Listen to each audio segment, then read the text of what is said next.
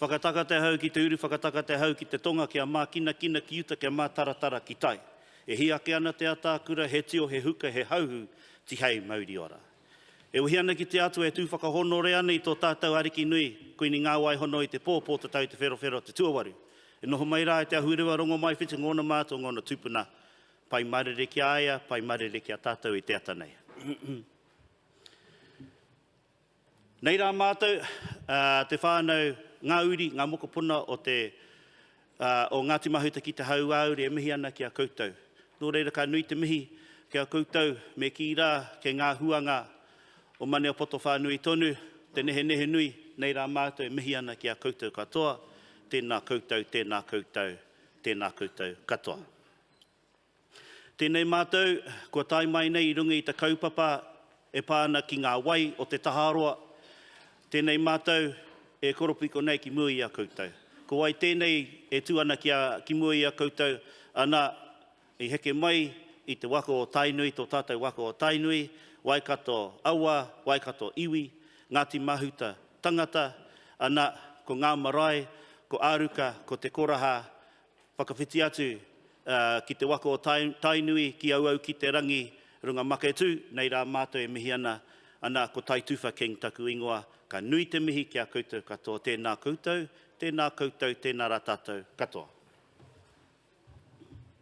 Tauanga ki runga i te tihi o rangi whao.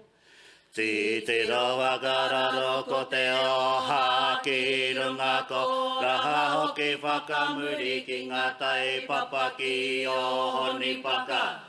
Ka papa atu ki te pātaka ngaru o paparoa whakarongo kau ana ki te tangi uru moana o te one whaatoro atu ki te ruku hiinaki. Ki te roto Tahaaroa rewa mai ki te Tahaaroa runga aru ka piki ia mangatangi te tihi oki ngā tare whakararo atu ki muri whenua. Ki ngā ko iwi mātu atu puna. Ka tangi tonu te hauaauru mo ana huri tai a whio i te rohe o te Tahaaroa. He tangi no mai rā no, he tangi no ngā mātu atu puna. Whakawhiti atu ki te ahure, ki te wakatai nui, ki auau, ki te rangi runga maketu. Au e huri tai a whio ko Ngaati Mahuta e. Nō reira i tēnei wā ka tukuna te kōrero ki taku hoa, ki a fleur, ki te whakamārama i ngā huatanga, i ngā taonga tuku iho o tō tātou, o ngō tātou roto o te Tahaaroa. Tēnā koutou, tēnā koutou, tēnā tātou katoa. Kia ora koutou katoa, ko Fleur Pate ahau, no Tahaaroa ahau. I was elected onto Tahaaroa A7, A2A block, trading as Tahaaroa Lakes Trust in 2023, and I'm one of 7 trustees. Tahaaroa Lakes Trust was established in 1957, and it vested 9 tupuna to kaitiaki and to support Ngaati Mahuta in the Tahaaroa wider community. An interesting fact is that in 1957, all our trustees were tāne Māori anake. I Naenei, since 2023, we are now all wahine Māori. But we hope to restore a bit of balance to that in the near future. Tahaaroa is home to a complex group of shallow coastal dune lakes. And they are a taonga for Ngaati Mahuta, for their wai, their kai, wāhi pākanga and wāhi tapu values. Lake Tahaaroa is our largest lake, covering 220 hectares, and Tahaaroa interconnects into Lake Numiti at 15 hectares and then onto Lake Rotorua at 22 hectares. The Wainui stream is the only outlet that we have for our lakes out to the ocean, and that stream is currently dammed to allow for Tahaaroa Iron Sands Mining Limited to use their water for their mining operations, to use our water for the mining operations. Just further south, we've got Lake Piopio and Lake Roto Tapu, and down by Waiōhepa, Lake Harihari. So 6 lakes altogether. Today we're just going to provide you with a really small snapshot of the mahi that we've been doing, and predominantly most of that mahi that we're showing you today has been completed within Lakes Tahaaroa, Lake Numati and Lake Rotoroa. I'll hand you over to one of our other awesome trustees. Tēnā tātou e te whare, ko Rhonda Tuaupiki ki a hau, he uri a hau o Waikato, Ngāti Tūwharetoa ki Kawerau, me Ngāti Whitikaupeka. So with our mahi, to date, 3 whainga were developed, whainga tuatahi, to engage, excite and reconnect, strengthening the bond between our whānau and our lakes and nurturing a sense of appreciation and tiaki for them. Whainga tuarua, building whānau capacity and capability. To get more of our whānau involved in building our collective knowledge in our wai Māori and our te taiao. And then whainga tuatoru, to create a framework unique to Ngaati Mahuta, titled Ngā hau o te hauaauru. He momo whare tēnei hei whakaruru hau. So with our data, ngā kōrero tuku iho, ngā pūrākau, waiata and karakia, of course our rautaki and our mahere. Hea ha ngā hua. Our intended outcomes over the past 2 years from July 2023 to June 2025 included holding 9 wānanga with more than 100 whānau engaged in Lake Mahi, completing an intensive macrophyte and kaiaua survey in our lakes Tahaaroa, Numati and Rotoroa, completing a comprehensive tuna survey in our Lake Tahaaroa involving setting 45 nets over 3 consecutive nights.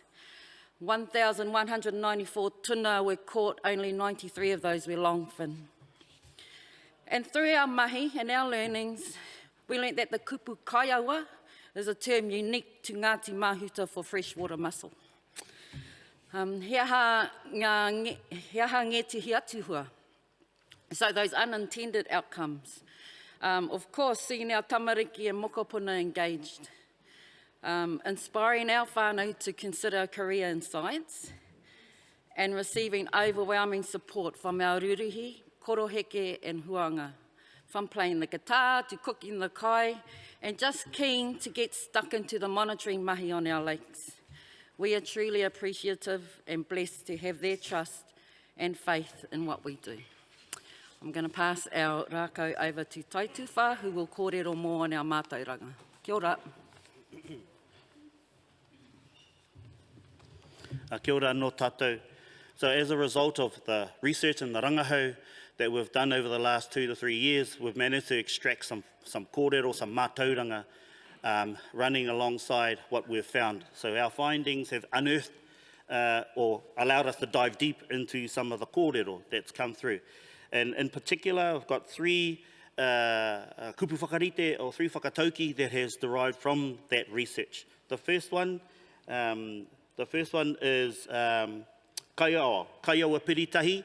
Kaiaua piritahi talks about the kaiaua forming clumps together when in the water, and we found that they migrate together. We call them kaiaua. Some people call them kakahi or freshwater mussels. They taste okay. They taste like swamp anyway, if you tasted them. So had to try one. Anyway, so as a result of that, we extracted the mātauranga from observing our taiao and observing our kaiaua. So we created kaiaua piritahi. E ri te tonu ki te tangata kia tātou e piritahi nei a tātou. Okay, so that's kaiaua piritahi. The other one is tuna waha haumaru. So we found that tuna were carriers as well within our roto, and they would carry organisms, they would carry taonga to different parts of the lake.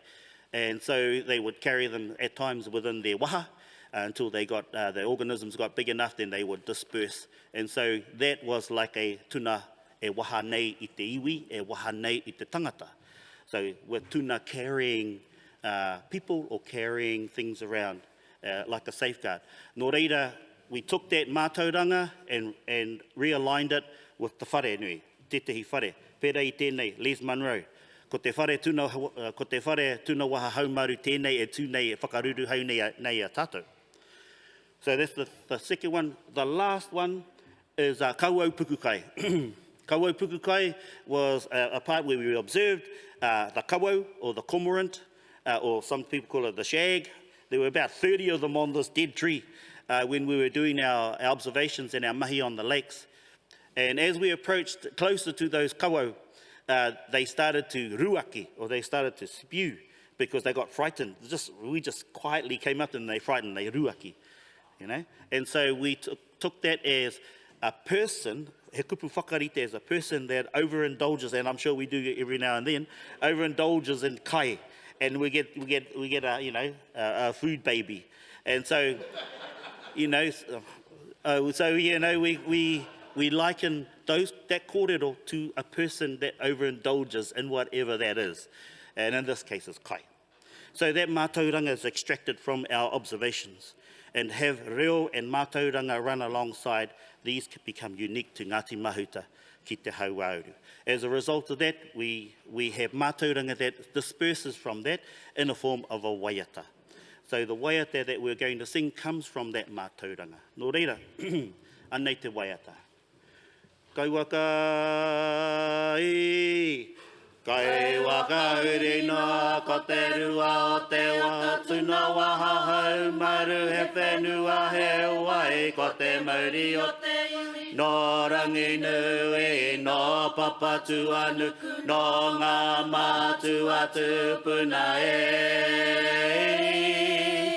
He wai heke mai ngā roto Tahaaroa, arua putahanga e. Kia mahuta ke rā kaiaua piritahi ko te punaroha e. Hey! Kia ora koutou. I'm going to pass it over to my mate Flirt, who's going to take you through some of the challenges and opportunities that are available. Ka nui te mihi. He aha ngā wero auwe.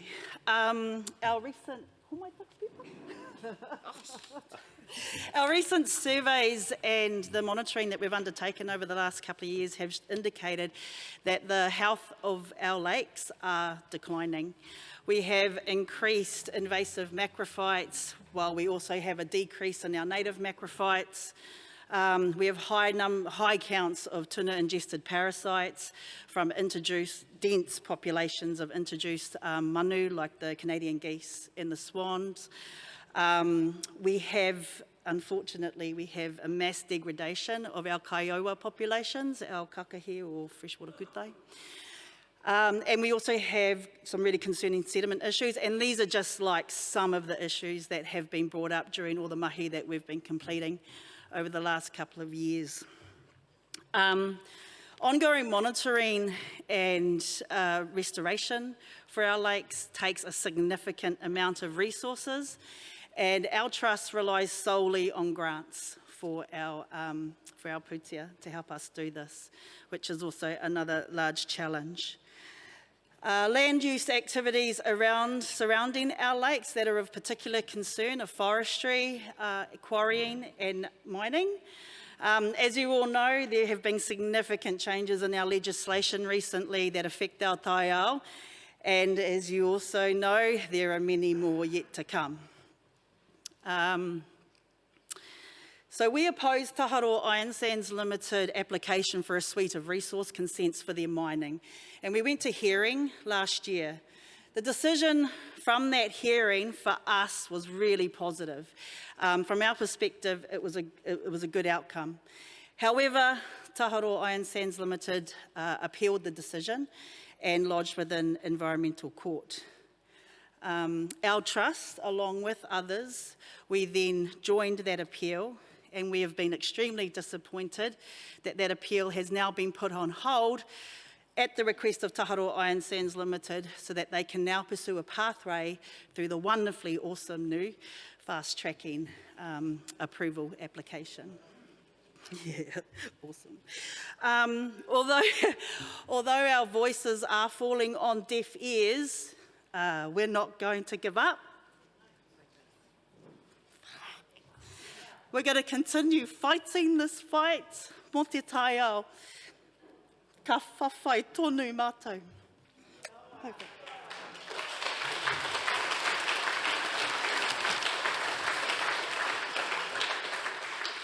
On the positive, hea hanga pitomata. So our environmental management plan, huritai āwhio ko Ngaati Mahuta was completed in March 2025 and submitted into our iwi and council. However, we're yet to see whether our EMP is going to elevate our voices in the resource management and decision making.